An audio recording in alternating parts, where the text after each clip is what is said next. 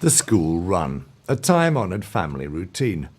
But even if there's an element of family van in the new Porsche Cayenne Turbo, the Swabian sports SUV does have a little more to offer.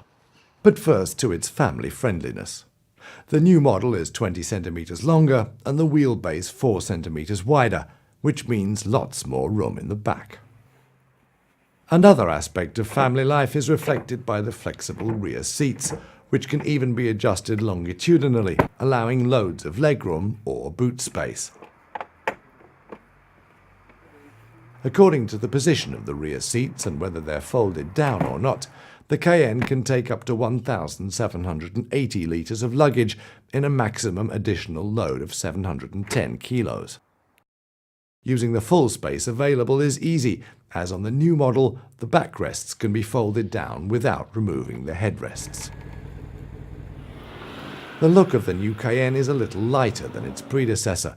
The dashing line of lights up front, the rear lights equally no longer square but tapering.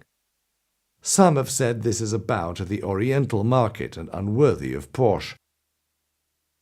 The message coming from the bonnet with its mighty contours is less ambiguous, containing as it does a mass of dynamics, a V8 bi-turbo with 500 horsepower, which even at 2,250 revs has the maximum torque of 700 Newton meters available. If one thinks that the new Cayenne Turbo, despite being longer and wider, is also 200 kilos lighter than its predecessor, one has some idea of what happens when one floors the accelerator. The 4.8-litre engine catapults 2.5 tons of sports SUV from 0 to 100 kilometers an hour in just 4.7 seconds. Without a pause, without a second's hesitation, the engine and the new 8-speed automatic transmission power unstoppably onwards until the Cayenne reaches its top speed of 278 kilometers an hour. Simply breathtaking. Giving the Cayenne the right grip on the road is a mixture of electronics and fat, albeit optional, 21-inch tyres, 19-inch are standard. Another new development is the four-wheel drive. Here the rear wheels are driven directly, the power flow to the front wheels occurs via an electronically controlled multiple-disc clutch. So if you see a Cayenne coming, give it some room. And if you're behind the wheel, rain and aquaplaning are two things to look out for. Viel Wasser auf der Straße. Lots of water on the road, aquaplaning. The tyre floats on a film of water and you soon notice that the steering's no longer having much effect. The tyres have to transmit the forces from the engine and from a certain speed upwards on this artificial slippery surface, the laws of physics reach their limits. If, on the other hand, the road is safe and traffic-free, the only obstacle to how far and how fast you want to go is how much Super Plus you can afford. The official fuel figures from Porsche are an average of 11.5 litres per 100 kilometers, which is pretty ridiculous seeing as we only managed between 15 and 17 litres driving in a fairly relaxed manner. Drive the car like a Porsche and you soon go beyond 25 litres, making even a 100-litre fuel tank fairly limited in range. Behind the wheel, all that quickly fades away.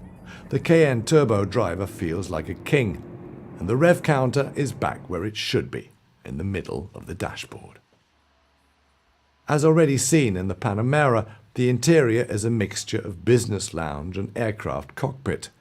Even the standard equipment is all luxury, which at a basic price of 115,000 euros is really to be expected.